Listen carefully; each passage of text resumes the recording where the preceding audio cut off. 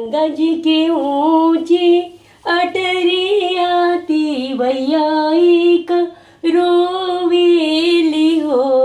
गंगा जी के ऊंची अटरियाती वैयायिक रोवेली हो। ए गंगा मैया अपनी लहरा मोहि के दिहा तो त डूबी धासी मरी जैती हो।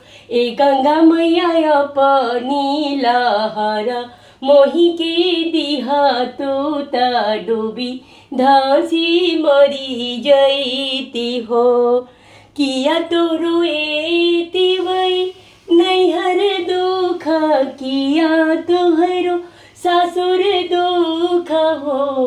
किया तो रोएती वै नैहर दुख, किया तोहरो सासुर दुख हो।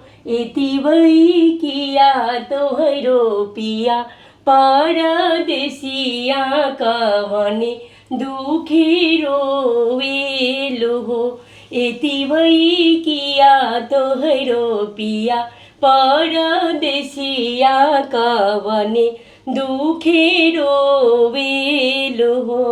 नाही मोरो ए गंगा मैया नैहर दुख, नाही मोरे ससुर दुख हो। नाही मोर ए गंगा मैया नैहर दुख, नाही मोरे ससुर दुख हो।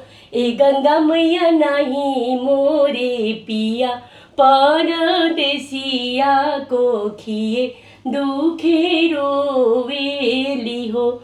ए गंगा मैया नाही मोरो पिया परदेसिया कोखिए दुख रोवेनी हो। अमवजी फरेला 10-5 इमली घवधे फरे हो।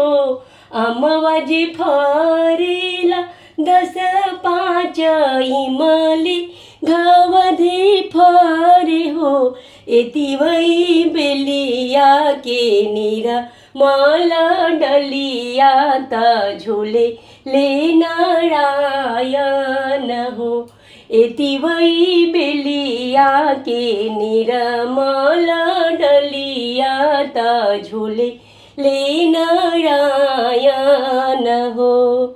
चुप हो खुएती वै चुप हो खुपा टोरवे लोरवा पोछनु हो।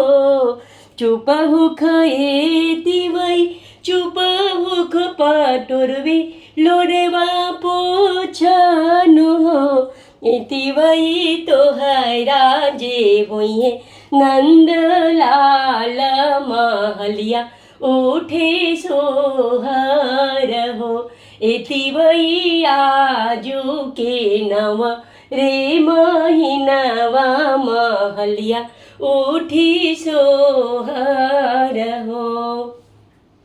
जाहि दिन ए गंगा मैया लाल जमी है राउर घटिए सोना मढ़बो। ए गंगा मैया राउर घाटे ललन नहवाइब त मोरा न कराइबी हो।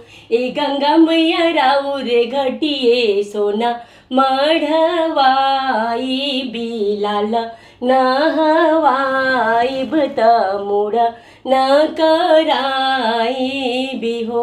ए गंगा मैया तोहरा के पिया री चढ़ाइब त बाजन बजवाइबी हो। ए गंगा मैया राउर घटिए पिया रीत नाइब त बाजन बजाइबी हो। ए गंगा मैया राउर घटिए लाल नहवाइब त मोर न कराइबी हो।